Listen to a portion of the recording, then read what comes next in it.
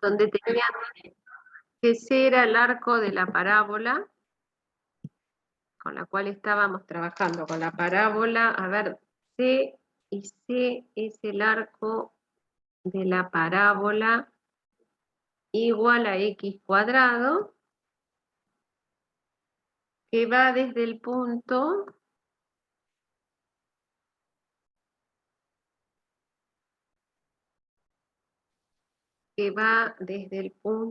A de coordenadas 1, 1 a el punto B hasta B, acá, a B o hasta, mejor suena, hasta B, que es el punto acá, 3, 9. Hasta B, 3, 9. Entonces, vamos a intentar ver la parábola que yo tengo acá, porque ven, acá aparece esta idea, ¿no? De que solamente voy a trabajar con el diferencial de y. Entonces, la parábola que voy a trabajar, allá, es la parábola x cuadrado.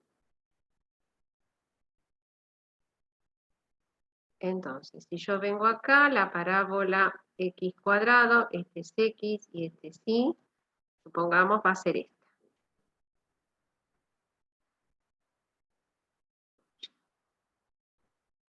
Mi pulso, pésimo. Bueno, no sé. Supongan que este punto que está acá es el punto 3, 9. Ustedes la dibujarán mejor, o sea, este punto que está acá es el 3, 9. 9, este punto 3, 9. Y este punto que está acá es el 1, 1. No sé, por decir algo, este es el 1, 1. O más chiquitito acá, pero este es el 1, 1. Entonces, no es sobre toda la parábola, sino que voy a ir en la parábola desde este punto 1, 1 hasta este punto 3, 9. O sea, el recorrido que hace es este que está acá. Voy para allá, así, en este recorrido que está acá. Feito queda el dibujo, pero bueno, este es el recorrido que hago. Bueno, entonces, tengo que buscar primero, la función que me dan es esta, y estoy trabajando con el diferencial de y, quiere decir que voy a tener que buscar la parametrización. La primera parametrización más común que uno tiene es la parametrización que dice que x vale t y que y vale t cuadrado, ¿eh? Porque el y vale x cuadrado. Entonces, si el parámetro depende de x, porque x lo fijé como t, quiere decir que el x comienza en 1 y termina en 3 el recorrido, ¿no? Entonces el t va a pertenecer al intervalo 1, 3. O sea, el recorrido. Si hubiera fijado al revés, y t, x hubiera sido raíz de y, ahí hubiera cambiado en función del valor de y, el parámetro, en función de la coordenada de y. Entonces, lo que dice acá es que yo tengo que trabajar la integral evaluada, sigo evaluando, ¿ven? Acá estoy haciendo esta y la sigo evaluando acá. Conclusión, yo voy a evaluar la integral a lo largo de c de x por y más logaritmo natural de y diferencial de y, la voy a expresar como la integral entre 1 y 3. En lugar de x pondré t y t cuadrado más logaritmo natural de t cuadrado, pero en lugar del diferencial de y, estoy acá, ¿ven? Este es y. Entonces yo lo que hago es esto, si y vale t cuadrado, diferencial de y, ¿a qué va a ser igual? A 2 veces t diferencial de t, o la derivada de y, si quieren, con respecto a t, es 2t. Entonces acá voy a colocar 2t diferencial de t. Quiere decir que la integral les va a quedar entre 1 y 3. La primera es sencilla porque me va a quedar 2 veces t por t cubo, t a la cuarta. 2 veces t a la cuarta más 2t por logaritmo natural de t cuadrado diferencial t. Bueno, esta integral ya está expresada, solo resta que ustedes intenten sacarla. La primera es muy sencilla y la segunda debe salir por sustitución, porque no tiene muchas otras cosas. Si yo iría al revés, ¿ven? Si yo pudiera cambiar, en lugar de ir de A a B, iría de B a A, les va a quedar entonces que la integral les va a dar el mismo valor que este, solamente que cambiado de signo. O sea, si a mí alguien me dice, no, yo no quiero el valor de la integral de A a B, sino al de B a A, ustedes cambiarán el signo de la integral del que sacó de A a B. Digamos que esa es la idea de lo que tienen que tener. Ahí quedamos expresado, por decir así, la expresión que yo tengo en ese caso. ¿Bien?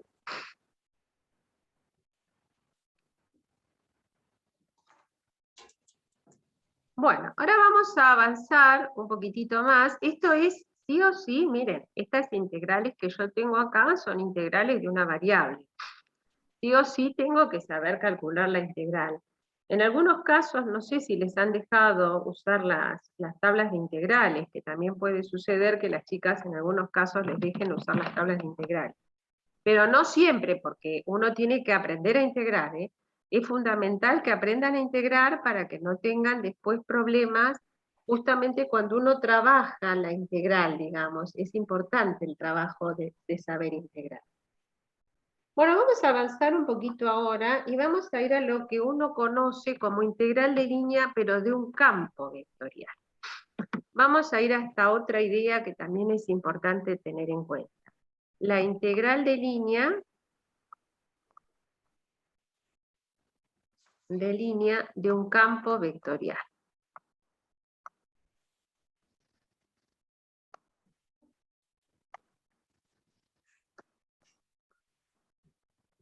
Las ideas un poquito más general que la idea anterior que nosotros veníamos trabajando y que tiene una aplicación muy clara, ¿no? Esta expresión que yo tengo acá tiene una aplicación un poquito más clara que la otra aplicación que yo tenía trabajando dentro de las expresiones que uno tiene. Supongamos lo siguiente. Si yo trabajo sobre el campo vectorial, voy a volver a trabajar con una sigma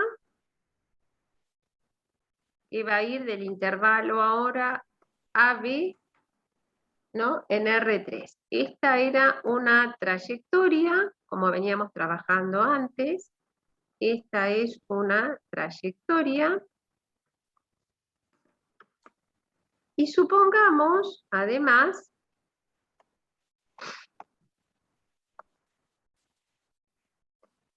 que sobre esta trayectoria,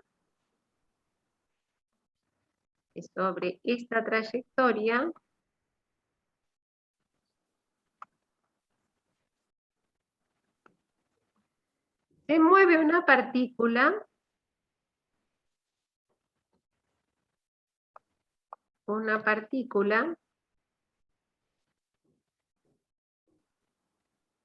mientras que una fuerza F,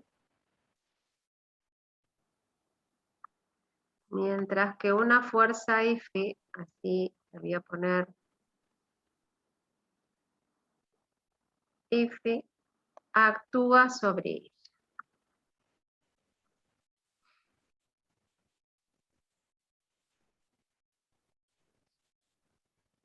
Eso es lo que vamos a suponer. Entonces, ¿en qué consiste nuestro problema? El problema que nosotros vamos a tratar de ver cómo lo trabajamos o cómo lo resolvemos es cuál es el trabajo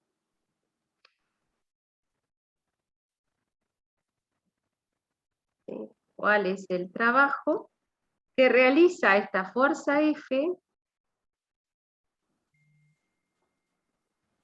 la fuerza F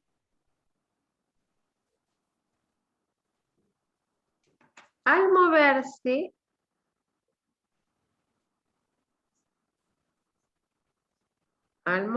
la partícula a lo largo de gamma. Partícula a lo largo de gamma. Te estoy preguntando cuál es el trabajo que hago. Entonces, yo lo que sé es que yo anteriormente tenía una curva, no sé, en R3, a ver, vamos a dibujarla, y esa curva en R3, que lo hice anteriormente cuando definimos la integral de línea, en esa curva yo tomé segmentos rectilíneos que me permitieron moverme en el arco. Entonces esa misma idea que hice anteriormente es la idea que vamos a usar acá para ir trabajando como cuál es el trabajo, digamos, que puedo realizar en esa curva. O sea, supongamos que acá tengo una curva, ¿no? Y esta curva, no sé, inició acá, que este sería el sigma de A, y terminó aquí en este sigma de B. Entonces, si yo tenía además que esto iba del intervalo AB,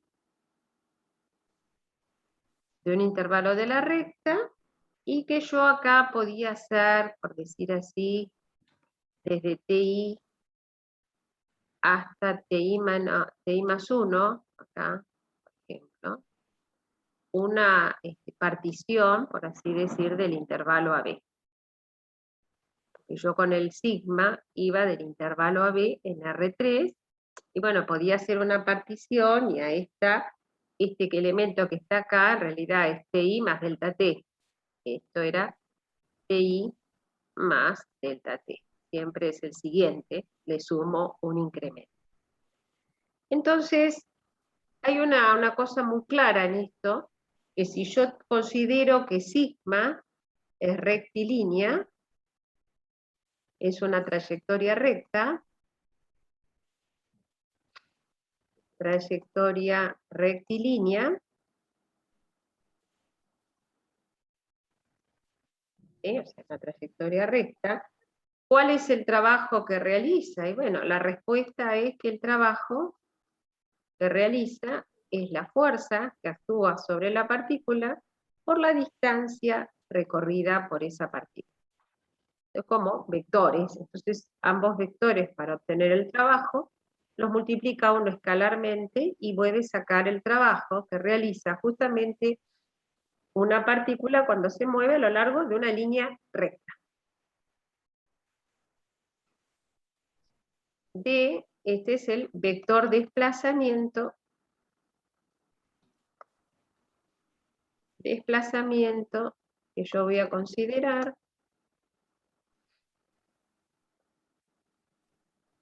¿sí? En la dirección de la fuerza.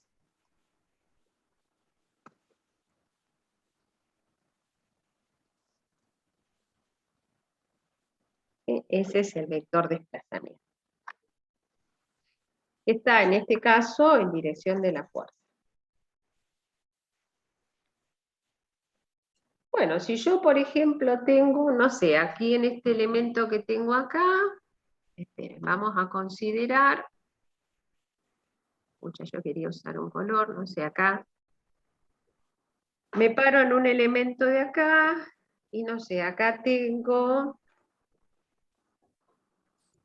a ver si me sale por acá, acá tengo este que está acá, un sigma de T sub I, no sé, y me paro aquí, y tengo el sigma de T sub I más 1. Estos dos elementos yo los puedo unir a través de una línea así, ¿no? Y forman un segmento o una recta que cortan esos dos puntos más bien secante, digamos, a la curva.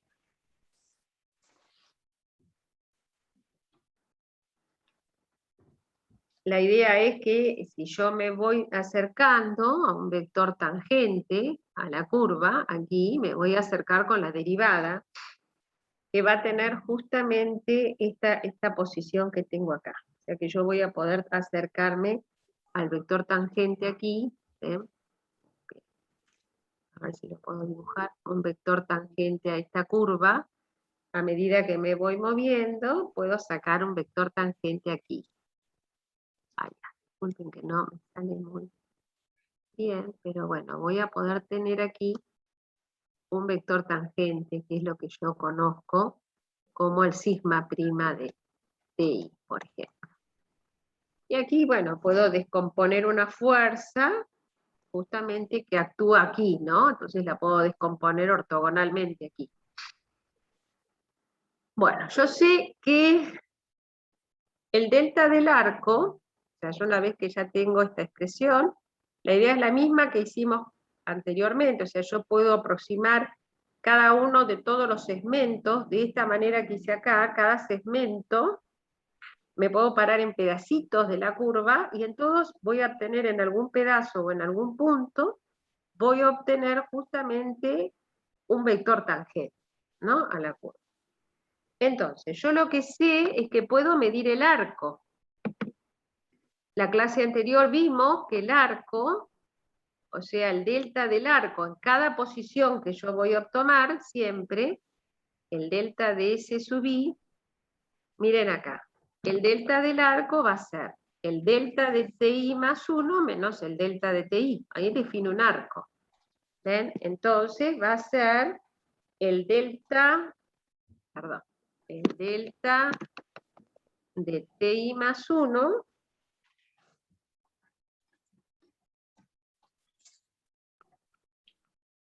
menos el delta de T sub I. Pero yo aquí dije que el TI más 1 era TI más delta T. Esto quiere decir que yo puedo poner esto como delta de TI más delta T menos delta de TI. Así lo puedo llamar. ¿Ves? Y esto, si yo lo considero en cada pedacito del límite, salvo el delta de T, es aproximadamente igual al delta prima de TI por el incremento delta de T, porque acá me está faltando, para hallar la derivada, el incremento delta de T. Entonces, yo puedo aproximar el trabajo, vamos a aproximar el trabajo, aproximamos el trabajo que realiza la fuerza F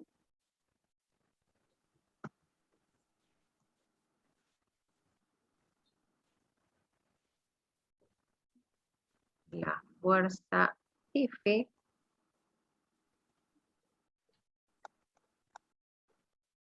sobre la partícula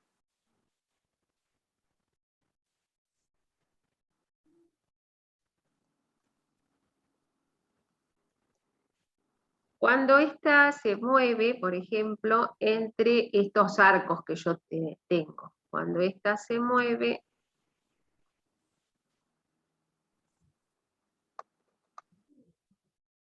sobre el arco de curva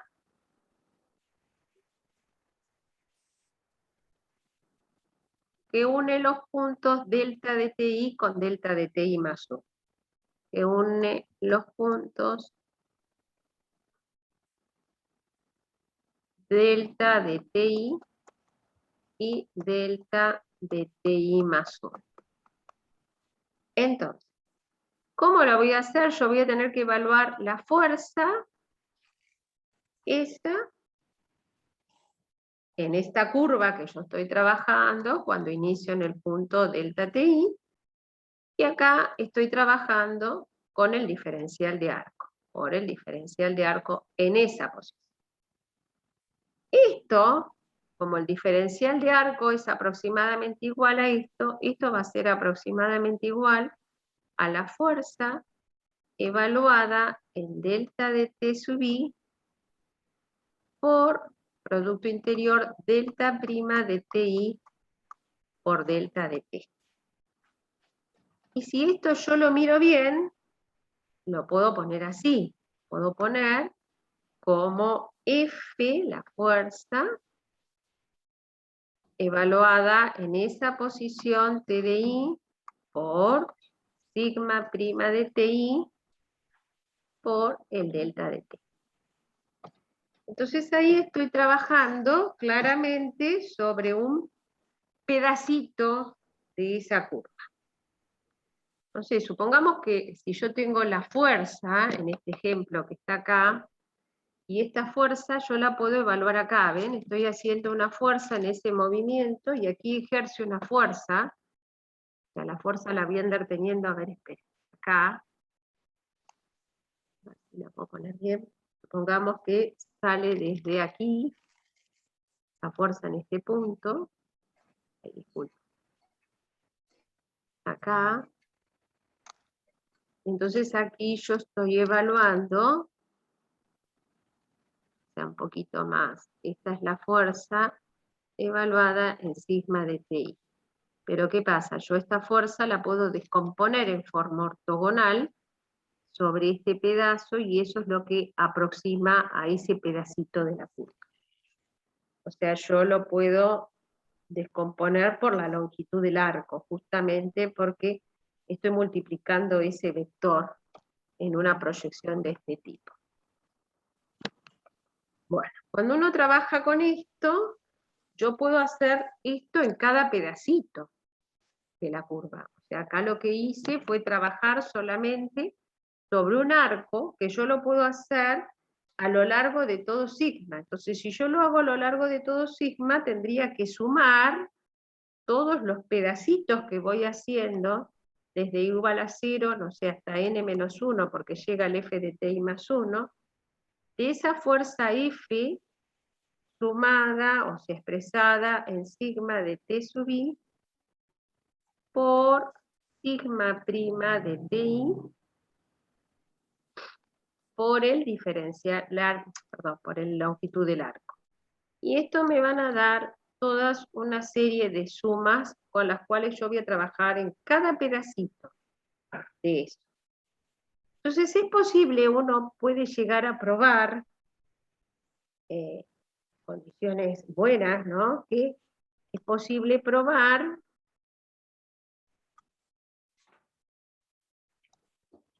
que cuando n tiende a infinito, en cada pedacito que yo voy a trabajar, cuando n tiende a infinito, esta sucesión de sumas parciales, o sea, la sucesión, esta sucesión, a ver, esperen que voy a levantar.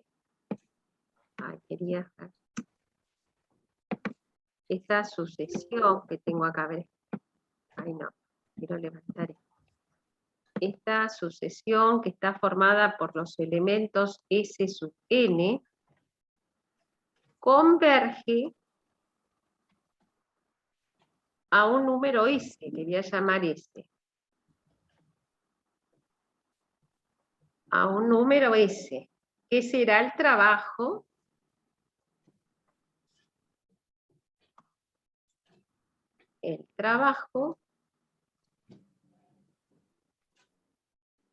¿sí?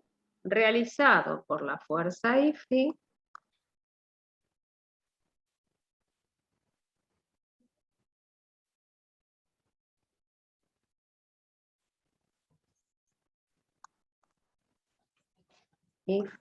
acá, al mover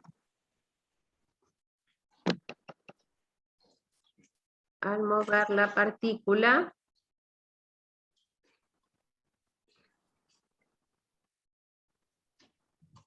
sobre la trayectoria sigma.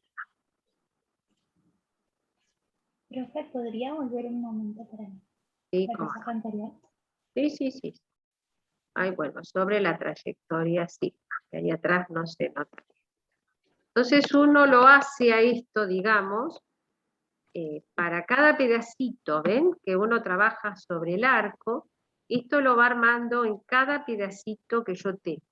Entonces esto, no sé, me va a dar varias sumitas, cada una de estas sumas en cada tramo, y hay una convergencia, justamente va a converger, por así decir, justamente al trabajo, que es lo que yo estoy buscando.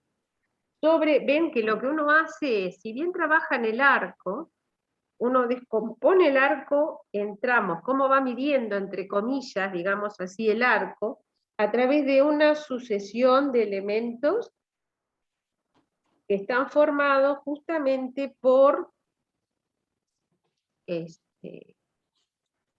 tramos de segmentos rectilíneos, y en cada uno de esos segmentos rectilíneos vale lo que yo conozco como fuerza, trabajo por distancia, o sea, fuerza por distancia, justamente es el trabajo en forma, en un movimiento rectilíneo, y eso es lo que uno está aplicando justamente en cada uno de esos pedazos que tengo ahí. Bueno, entonces, si esto lo hago, esto converge justamente al trabajo, y uno va a decir que el trabajo va a ser siempre la integral a lo largo de sigma, de la fuerza F evaluada en delta de T, por el diferencial de arco. Acá esto es importante porque estos son vectores.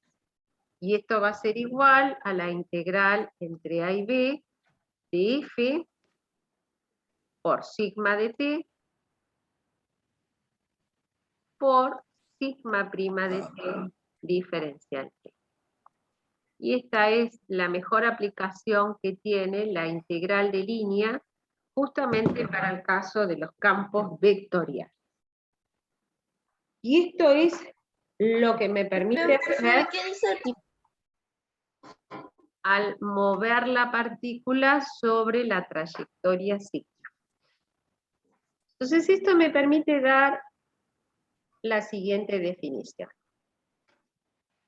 Vamos a decir que si sea F, esto sirve para un campo de fuerza, pero yo si tengo F, un campo vectorial continuo,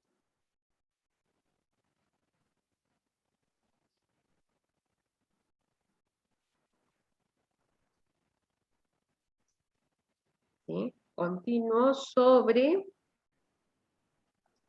una C1 trayectoria,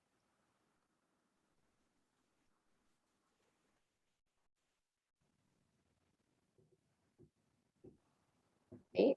Sigma, que va del intervalo AB justamente en R3. Entonces lo que vamos a decir es lo siguiente, que definimos la integral de línea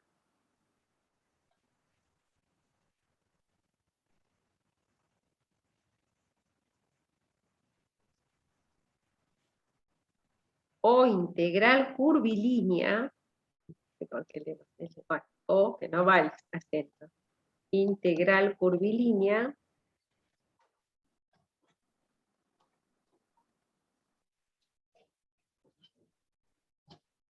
de F a lo largo de sigma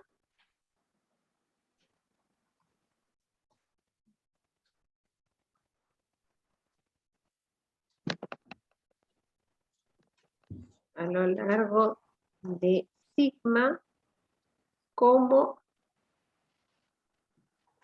la integral a lo largo de sigma de F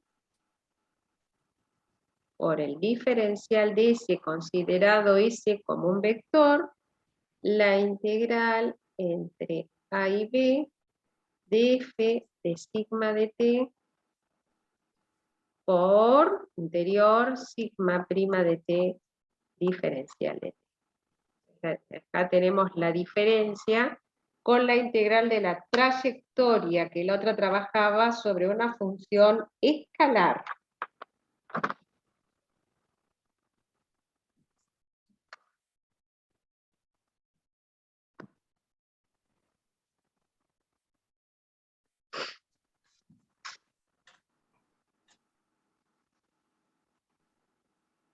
Profe, una consulta. Cuando Dígame. aparecía la C mayúscula con el 1 arriba, ¿eso significaba que tenía las derivadas parciales primeras continuas? Exacto. Sí, lo habíamos visto cuando vimos, ¿te acuerdan? Parametrizaciones, curvas parametrizables, en esos lugares estaba. Ah, sí, pasa que no me acordaba bien. No pasa nada. Eso significa derivadas parciales continuas de primer orden. ¿Bien?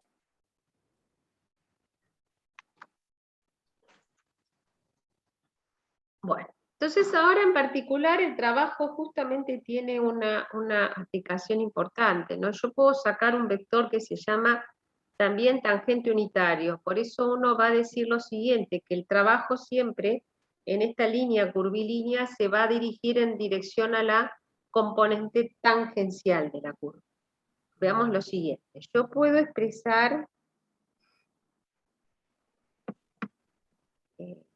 el vector tangente unitario, vamos a hacer como observación, a una curva, vamos a decir que el vector tangente unitario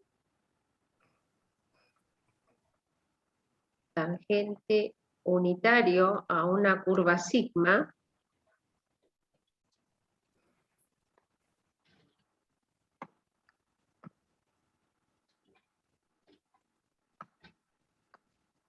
se define como T de T, sigma prima de T, sobre la norma sigma prima de T. Tangente unitario, o sea, en relación unitario, porque uno lo define dividiéndolo sobre la norma. Entonces, con esta idea, uno puede decir lo siguiente, que la integral a lo largo de sigma de f por el diferencial de arco, así, este es vector... Profe, ¿Sí? ¿Ya se corta? Dime, dime. No, le quería hacer una consulta porque me quedo de dos páginas anteriores.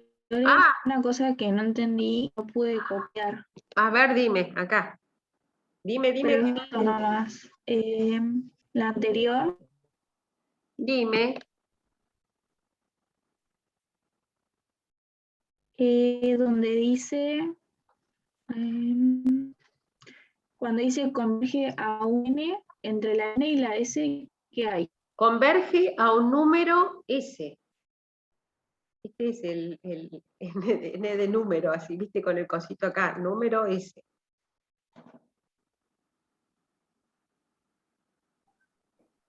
Los profes han entendido eso, por eso. No, está bien, está bien, está bien. Pregúnteme, porque yo por ahí escribo, me pasé una hoja. Bueno, este es el vector tangente unitario en la curva. Siempre se define como esto.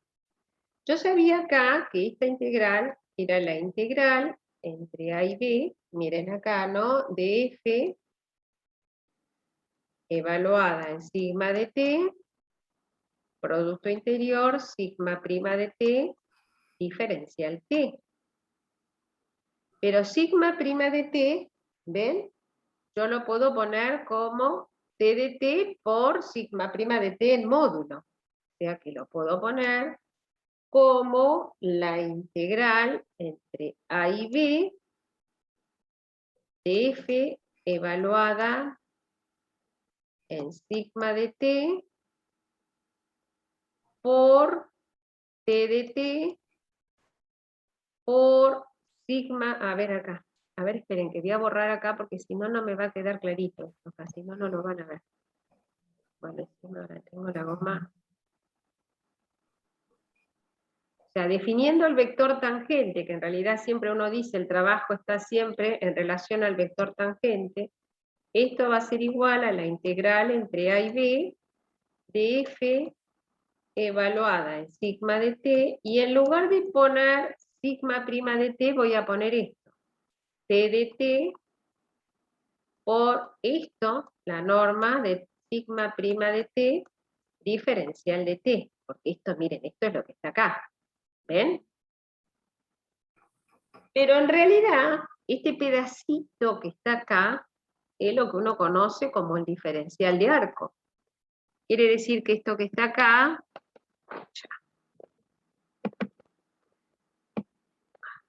esto va a ser igual a la integral entre A y B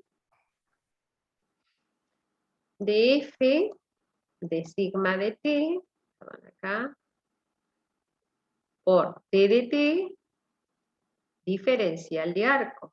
Y esto se suele escribir como la integral a lo largo de sigma de f, acá siempre con fuerza, ¿no? Acá, por el vector tangente aplicado en el diferencial de arco. Ya estamos hablando, en algunos libros, la aplicación del trabajo viene expresada de esta manera, quiere decir que estamos hablando de lo mismo que estoy trabajando yo en el caso que hicimos justamente con el vector tangente unitario. Estamos hablando de lo mismo.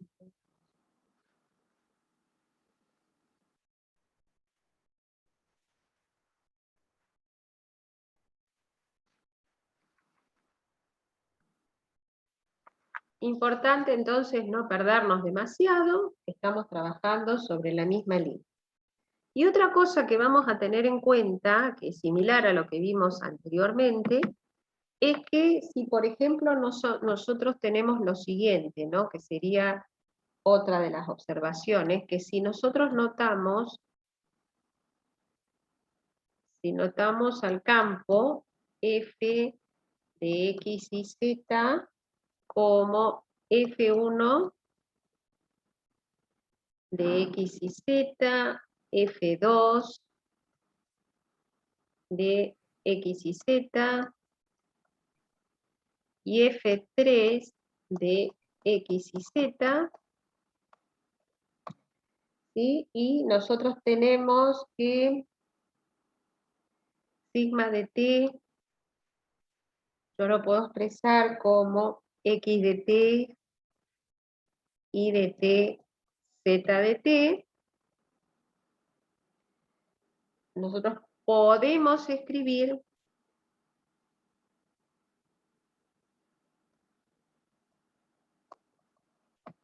que la integral a lo largo de sigma de f por el diferencial de s suele aparecer como la integral entre a y b, son dos vectores, ¿ven? F por sigma prima de t diferencial de t, quiere decir que puede aparecer como f1 diferencial x más f2 diferencial y más f3 diferencial z.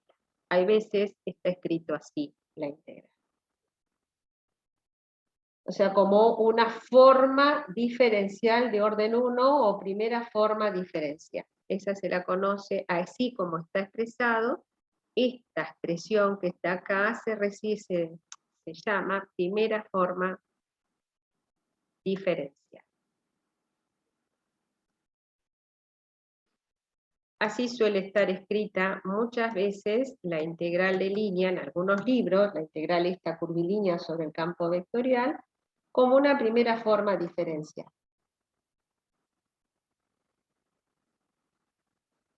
Profe, ¿podrías volver a la diapositiva anterior, por favor? Sí, cómo no. Ahí está. Acá cuando Y ya se va a trabajamos. cortar, por cierto.